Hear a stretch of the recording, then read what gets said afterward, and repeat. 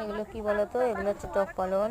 দেখো পালং শাকের মতোই, এগুলো টক শাকের মতো লাগে, খুব ভালো লাগে এগুলো খেতে।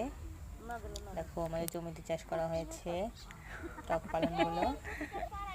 দেখো অনেকটা এগুলো জ্যাঠামশাই বিক্রি করে দিয়েছে। আরও ছিল এখানে, সেগুলো বিক্রি হয়ে গেছে। আর পালংগুলো কোথায় গেল? বিক্রি হয়ে গেছে পালং শাকগুলো।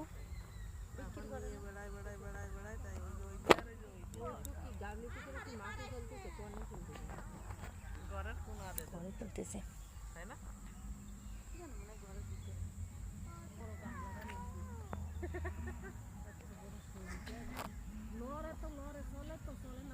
খুব ঢিলা কাজ করে আগতে পারে ও কাজ করতে পারে